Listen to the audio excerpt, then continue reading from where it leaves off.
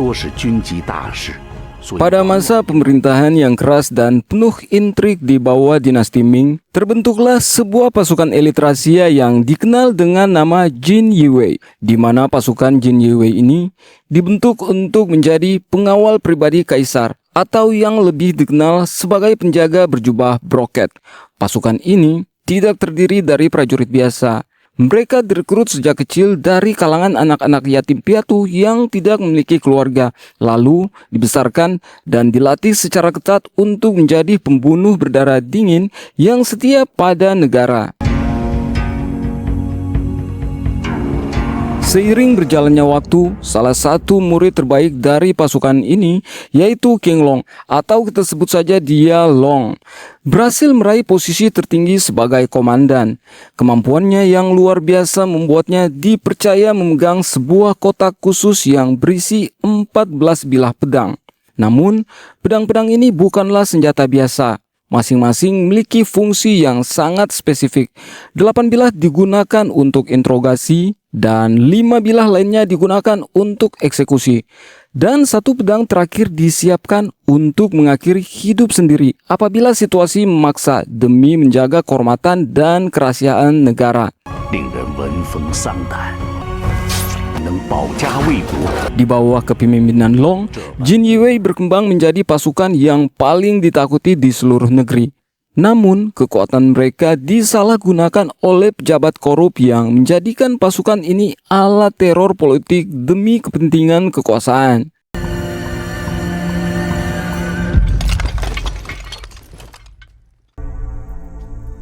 Di sisi lain, kita diperlihatkan Sammo Hung yang berperan sebagai Pangeran King. Dia ini adalah pamannya kaisar yang berambisi menjadi kaisar. Akibat kudetanya yang gagal, sehingga dia diasingkan dan juga kakinya dipotong. Meski tubuhnya lemah, ambisinya untuk merebut tahta kekaisaran masih tetap menyala, sehingga ia bersekutu dengan Perdana Menteri Jia Jingsong, sosok licik yang juga memiliki ambisi yang sama.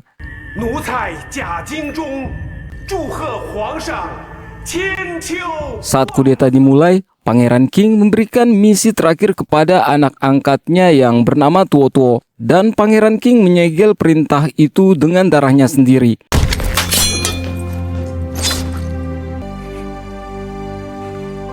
Di sisi lain, Perdana Menteri Jia Jingsong, atau kita sebut saja dia Pak Menteri, datang ke markas Jin Yiwei dengan membawa surat palsu yang mengatasnamakan kaisar, memerintahkan King Long dan pasukannya untuk memisahkan diri dan mengambil kotak misterius dari penasihat istana yang bernama Shen Yan, sebuah misi yang jelas menyimpan maksud tersembunyi.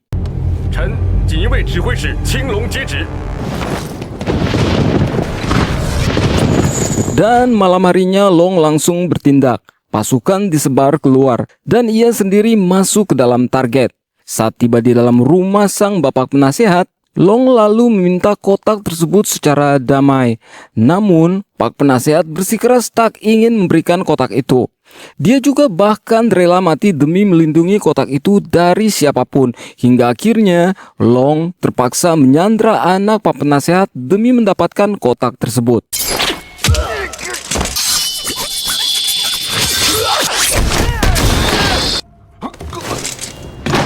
Tapi tanpa sengaja kotak itu terbuka dan isinya sungguh mengejutkan, yaitu sebuah segel kekaisaran yang bila segel itu jatuh ke tangan Pangeran King atau Pak Menteri, maka ia akan memiliki kuasa penuh atas undang-undang negara. Namun belum sempat Long bertindak, tiba-tiba seseorang menyerang dari luar dan merebut segel tersebut.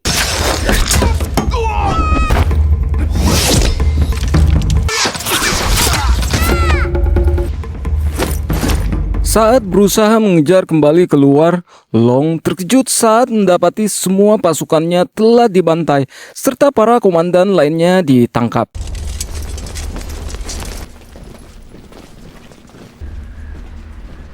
Ternyata mereka telah dihasut untuk berkhianat, dan bagi yang menolak hanya ada satu jalan, yaitu kematian.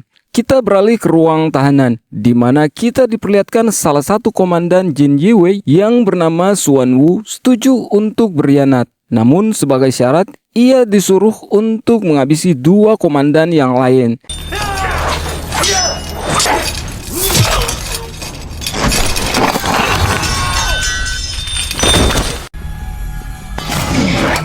Dan singkat cerita, setelah dapat mengalahkan salah satu komandan lainnya, Suan Wu terlihat kesulitan berhadapan dengan salah satu rekan kerjanya yang mengincar Pak Menteri. Namun tiba-tiba saat dia akan menghabisi Pak Menteri, muncul sebuah selendang yang menutupi mukanya. Dan ternyata itu adalah Tuo Tuo, anak angkatnya Pangeran King.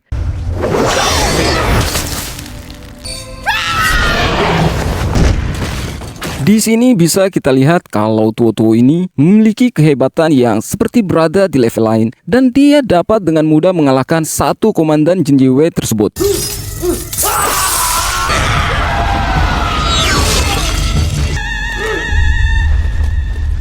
Ternyata kedatangannya ke sini diutus oleh ayahnya untuk membantu Pak Menteri menghabisi Long.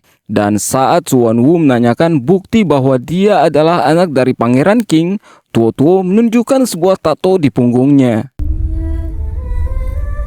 Di sisi lain, Long yang terluka parah memutuskan untuk meminta bantuan seorang spesialis pengawal pedagang untuk membantunya lari ke luar negeri sekalian untuk bersembunyi dan menyembuhkan lukanya. Dan demi bayaran yang menggiurkan, mereka pun akhirnya menyetujui untuk membantu Long kabur dengan menyamar lewat sandiwara pernikahan antara Long dan putri sang pedagang yang bernama Zhou Hua.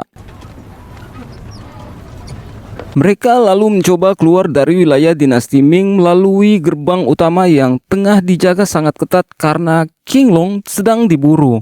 Untungnya berkat kelihayan dan pengalaman sang pedagang, mereka berhasil lolos dari penjagaan tanpa menimbulkan kecurigaan. Namun ketenangan itu tak bertahan lama. Keesokan harinya, setelah dalam pelarian, ketika mereka sedang beristirahat, tiba-tiba muncul sekelompok bandi gunung yang dipimpin oleh seorang mengaku bernama Hakim Gurun, berniat merampok mereka.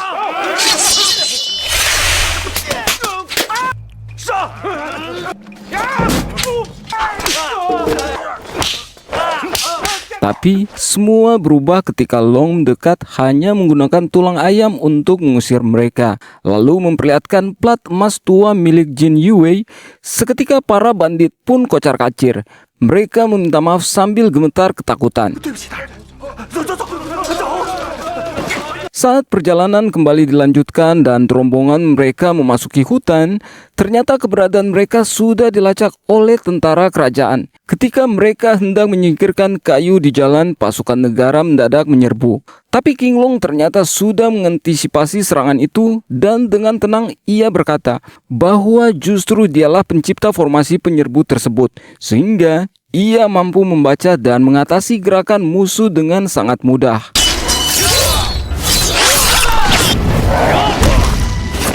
Saat Zhou Hua mencoba membantu, King Long malah memanfaatkan tubuhnya sebagai tameng sekaligus alat serangan yang membuat Zhou Hua untuk pertama kalinya merasakan sensasi bertarung dan melihat kematian secara langsung. Lalu tiba-tiba dari dalam peti muncullah seorang musuh misterius dengan jurus cakar harimau yang sempat membuat King Long kewalahan.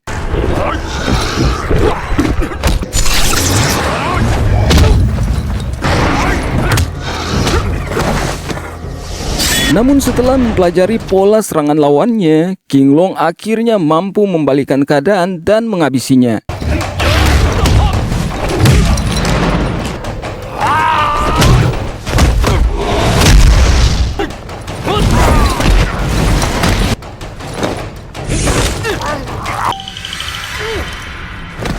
Salah satu tentara yang selamat menyerah dan mengungkapkan informasi penting. Ia menyebutkan bahwa orang yang memerintahkan penyerangan ini adalah Suan Wu, seorang komandan Jin Yue yang kini berkhianat. Ia juga sempat menyebut nama Tuo Tuo, meskipun dia tak tahu banyak tentangnya. Setelah kejadian itu, para pedagang akhirnya menyadari bahwa pria yang mereka bantu ini ternyata adalah anggota Jin Yue, yaitu pasukan khusus kekaisaran. Karena ketakutan, mereka pun tak ingin mengantar Long dan langsung memutuskan perjanjian kontrak. Terpaksa, Long pun mengambil tindakan. Ia menyandera Zhao Hua lalu menyuruh ayahnya untuk pergi ke arah berlawanan agar bisa mengalihkan perhatian para pengejar. Long berjanji akan mengembalikan gadis itu dalam waktu 3 hari.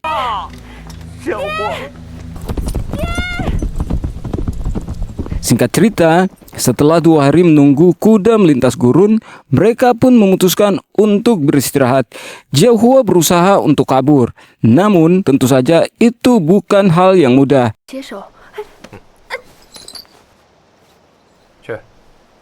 Hingga akhirnya malam pun tiba dan mereka pun memutuskan untuk istirahat. Dan disinilah hubungan mereka mulai melembut dan perlahan menjadi lebih dekat. Singkat cerita, Long dan Hua tiba di sebuah kota kecil di tengah padang pasir yang dikenal sebagai gerbang angsa liar. Dan Long kemudian menyusun rencana. Ia meminta Hua untuk menyamar sebagai dirinya dan pergi menuju pos penjagaan. Sementara ia sendiri menyusup ke dalam kota demi menyadap pesan rahasia yang ditunjukkan untuk Pak Menteri.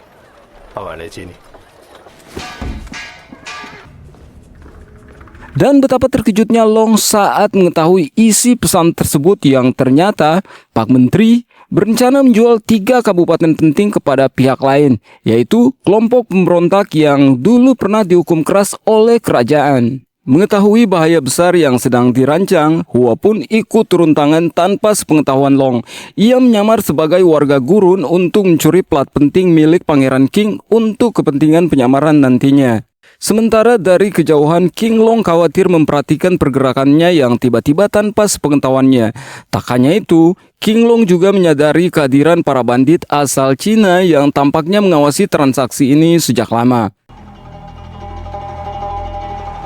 Untuk menyusun rencana, King Long dan Hua pun akhirnya memutuskan untuk makan dulu di sebuah warteg sederhana. Namun situasi tak berlangsung tenang karena tiba-tiba sekelompok bandit itu mendatangi mereka.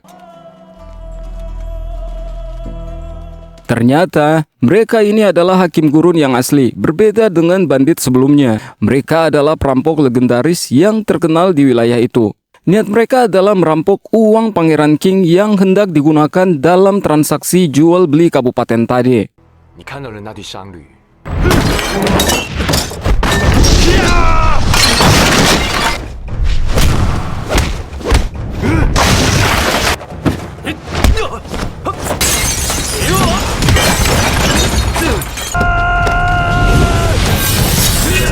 Meski awalnya terjadi baku hantam sengit antara King Long dan Hakim Gurun, namun King Long tiba-tiba menghentikan pertarungan itu dan meminta kerjasama setelah tahu tujuan Hakim Gurun sama-sama ingin mengacaukan transaksi tersebut. Dan keduanya pun akhirnya sepakat untuk bekerja sama demi tujuan masing-masing. Hakim Gurun ingin uangnya, sementara King Long hanya ingin menggagalkan rencana jahat sang Perdana Menteri. Setelah itu, karena sadar bahwa misi kedepannya akan makin berbahaya, King Long pun menyuruh Zhao Hua kembali ke ayahnya. Namun reaksi Zhao Hua justru membuat King Long terdiam. Hua tampak kecewa dan tersinggung, mungkin karena selama ini perasaannya sudah terlanjur tumbuh. Ia merasa hubungannya dengan King Long sudah lebih dari sekedar misi penyamaran.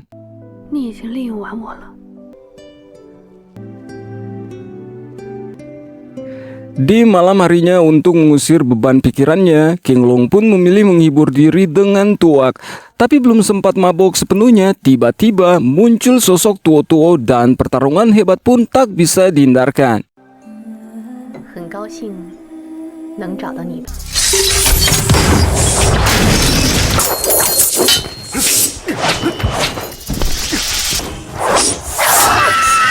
Mereka saling adu teknik dan kecepatan sampai-sampai warung tempat mereka bertarung hancur berantakan.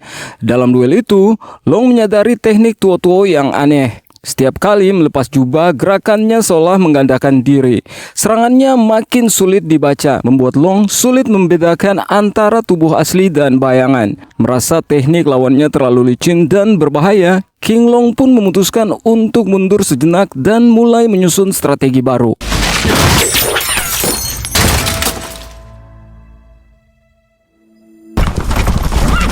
Keesokan harinya seperti yang telah dijanjikan, Pak Menteri datang ke tempat transaksi dengan didampingi oleh Xuan Wu untuk bertemu perwakilan dari kerajaan Arab. Transaksi besar itu juga bahkan diawasi oleh seorang notaris karena berkaitan dengan jual beli 3 kabupaten strategis.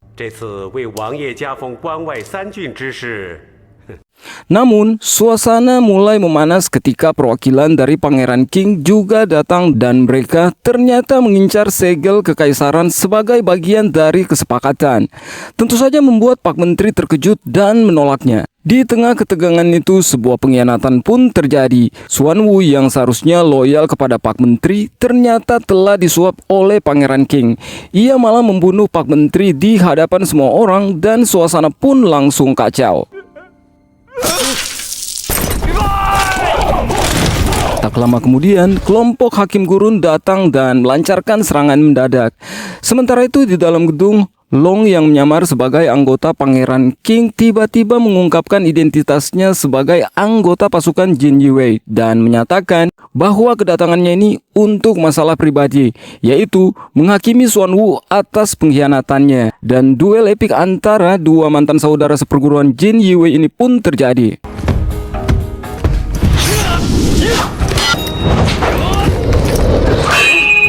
Pertarungan mereka berjalan dengan intens dan penuh strategi, hingga akhirnya Xuan Wu melarikan diri dengan segel kekaisaran yang ia lempar sebagai pengalih perhatian. Di sisi lain, Hakim Gurun dan pasukannya berhasil mengalahkan perwakilan Pangeran Qing. Ia pun semakin kagum pada Long yang ternyata tidak menginginkan uang rampasan itu, tapi hanya berjuang demi keadilan. Sebagai bentuk rasa hormat, Hakim Gurun pun bahkan menyiapkan kereta kuda untuk Long kabur. Namun, sesampainya di kereta, Long dibuat terkejut. Jiao Hua ternyata sedang disandra oleh Tuo Tuo. Ia mengancam akan membunuh Hua jika Long tidak menyerahkan segel kekaisaran itu. Akhirnya demi keselamatan Jiao Hua, King Long pun rela menyerahkan segel tersebut.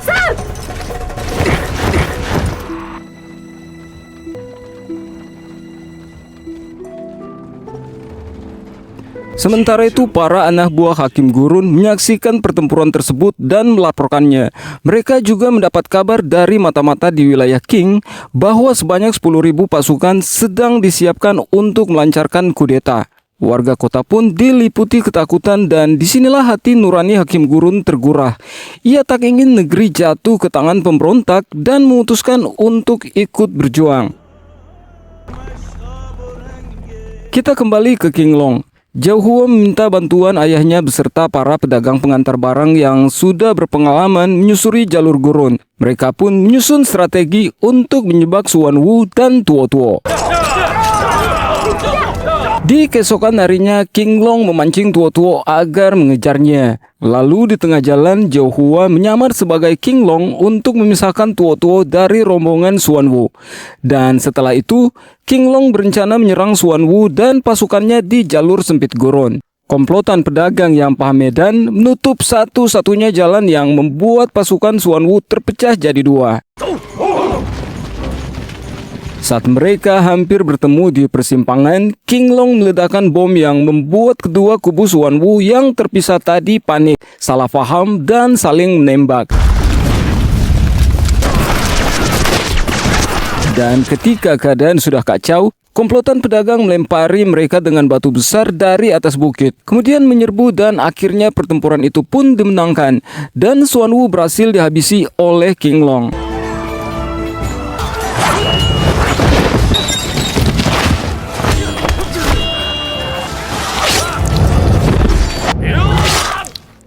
Belum selesai di situ, King Long harus langsung bergegas menyelamatkan Jiao Hua yang sedang dikejar oleh Tuo Tuo. Saat Tuo Tuo menyadari bahwa dirinya hanya terkecoh, ia pun mencoba membunuh Jiao Hua.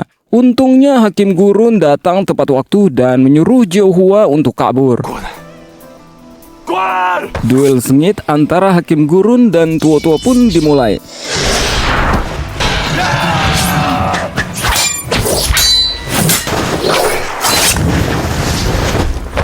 Meski sempat memberi perlawanan keras, Hakim Gurun mulai terdesak. Ia mengeluarkan jurus pamungkas pedang bumerang, namun Tuo Tuo mampu menghindarinya dengan sangat mudah.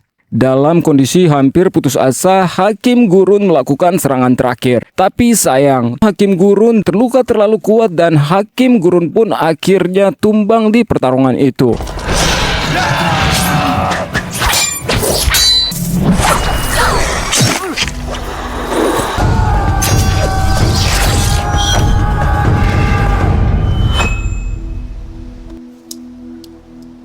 Di sisi lain, Zhou Hua akhirnya berhasil bertemu kembali dengan King Long dan langsung menceritakan bahwa dirinya telah berhasil selamat berkat bantuan Hakim Gurun.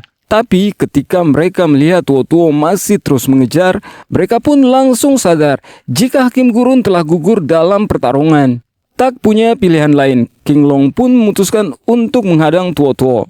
Sementara Zhou Hua bergegas membawa segel kekaisaran kembali ke istana.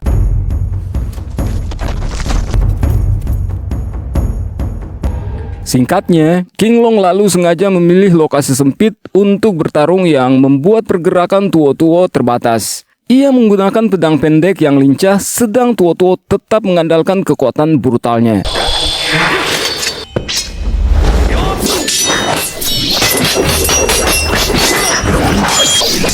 Dalam pertarungan itu, King Long sempat terdesak, namun dengan cerdik melempar sebuah patung besar dan bersembunyi di baliknya, sehingga mendapat kesempatan melukai Tuo Tuo.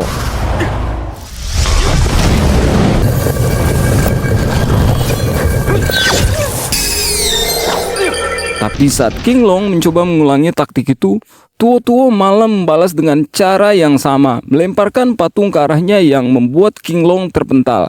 Tapi ternyata dia sudah menyiapkan jebakan pedang yang sudah terikat di atas kayu. Dan saat ia menariknya, kayu besar itu jatuh menimpa Tuo Tuo, membuatnya semakin marah. King Long kemudian memancing Tuo Tuo masuk ke sebuah ruangan tertutup, berencana mengurungnya di dalam. Tapi rencana itu gagal total. Justru, King Long terkena serangan balik dan tertimpa tumpukan patung.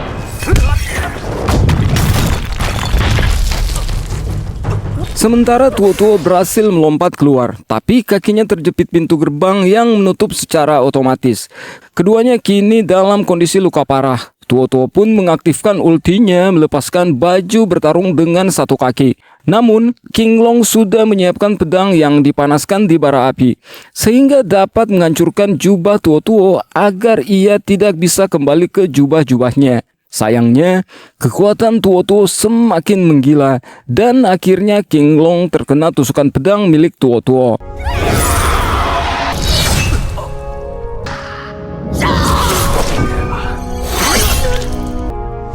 Ya, ternyata King Long sudah merencanakan itu sejak awal. King Long berniat mengorbankan dirinya bersama Tuo Tuo demi menyelamatkan negeri dari kehancuran. Mengingat satu pedang terakhir dari 14 blade yang memang disimpan khusus dalam kotaknya untuk mengakhiri hidupnya sendiri, akhirnya dengan pedang terakhir itu pun King Long mengunci tubuh Tuo Tuo di pelukannya dan mereka pun mati bersama dalam duel penuh pengorbanan.